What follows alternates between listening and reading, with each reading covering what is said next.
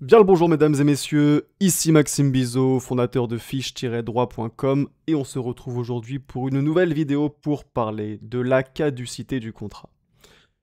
Alors tout comme la nullité, la caducité c'est une sanction qui met fin au contrat. Mais attention, la nullité et la caducité ce sont deux sanctions qui sont bien différentes. Alors donc qu'est-ce que la caducité du contrat? On a l'article 1186 du Code civil qui nous dit qu'un contrat valablement formé devient caduc si l'un de ses éléments essentiels disparaît. Donc autrement dit, la caducité sanctionne un contrat qui a été valablement formé à l'origine, mais dont un élément essentiel a disparu en cours d'exécution du contrat. Alors que la nullité, quant à elle, elle sanctionne un contrat qui n'a pas respecté les conditions de validité du contrat au moment de sa formation. Vous savez qu'il y a 3 conditions de validité du contrat: le consentement des parties, leur capacité de contracter et un contenu licite et certain. Et donc, dans le cas d'un contrat qui est nul, ce qu'il faut comprendre, c'est qu'il manquait une de ces 3 conditions de validité du contrat dès la formation du contrat, dès la conclusion du contrat. Concrètement, le contrat n'a jamais été valable. Dès le début, il n'était pas valable.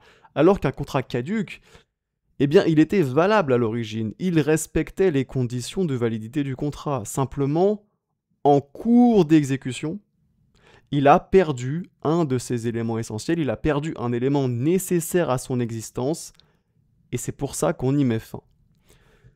Alors, petit exemple pour bien comprendre. Vous êtes locataire d'un appartement. Vous avez donc conclu un contrat de bail avec votre propriétaire.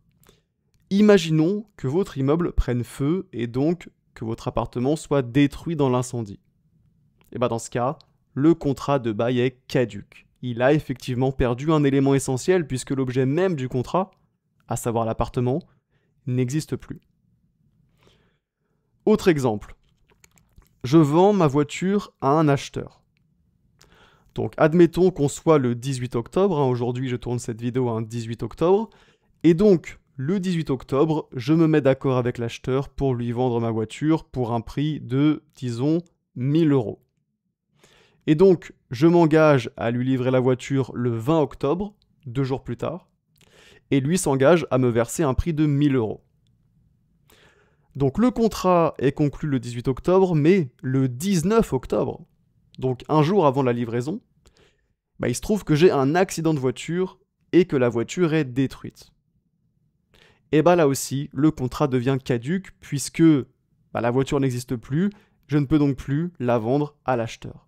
Là encore, le contrat a perdu un élément essentiel en cours d'exécution.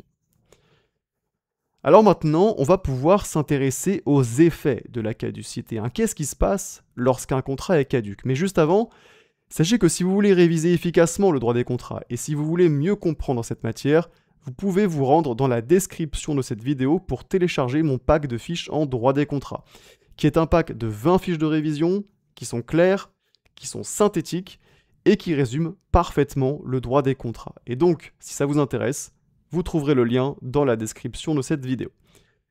Ceci étant dit, on reprend donc avec les effets de la caducité. Alors ce qu'il faut savoir en premier lieu, c'est que la caducité, elle met fin au contrat de plein droit. Elle met fin au contrat de manière automatique, contrairement à la nullité qui, elle, doit impérativement être prononcée par un juge.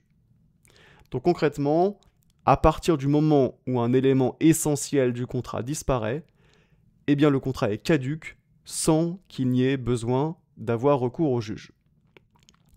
Alors donc la caducité met fin au contrat, mais maintenant la question qui se pose c'est: est-ce qu'elle met fin au contrat seulement pour l'avenir ou également pour le passé?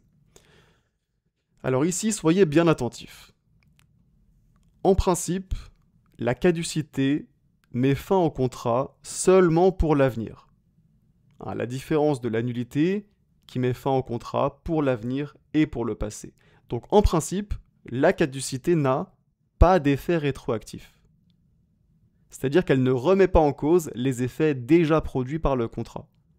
En principe, il n'y a donc pas de restitution pour remettre les parties dans l'état dans lequel elles se trouvaient avant le contrat, comme c'est le cas pour la nullité. Donc en cas de caducité, le contrat, il cesse simplement de produire des effets pour l'avenir à partir du moment où la caducité survient. Mais ce principe comporte des exceptions. On a effectivement l'article 1187 du Code civil qui nous dit que la caducité peut donner lieu à restitution. Donc ainsi, la caducité, elle peut, dans certains cas, avoir un effet rétroactif et donc entraîner des restitutions. Et là, cette fois-ci, la rétroactivité ou non de la caducité, elle est laissée à l'appréciation des juges au cas par cas. Donc autant la caducité, elle met fin au contrat de plein droit, sans qu'il soit nécessaire d'avoir recours au juge, mais si on se pose la question de savoir si la caducité doit avoir un effet rétroactif ou non, alors là, il faut saisir le juge.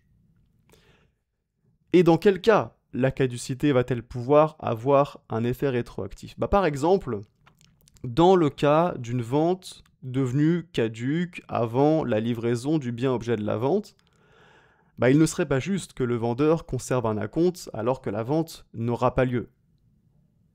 Et donc, la caducité rétroactive pourra ici permettre de restituer l'acompte à l'acheteur. Si on reprend l'exemple où je vends ma voiture à un acheteur, admettons que le 18 octobre, au moment de la conclusion du contrat, l'acheteur me verse un acompte de 100 €. Du coup, il lui reste seulement 900 € à payer le 20 octobre pour acheter la voiture.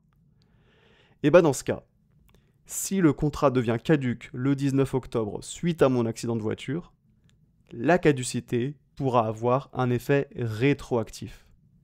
Et en application de cet effet rétroactif, je devrais restituer les 100 € d'acompte à l'acheteur. Sur ces bonnes paroles, cette vidéo est maintenant terminée. J'espère qu'elle vous aura aidé à bien comprendre cette notion de caducité du contrat. Si c'est le cas, n'oubliez pas de me mettre un petit like et on se dit à très bientôt pour une prochaine vidéo.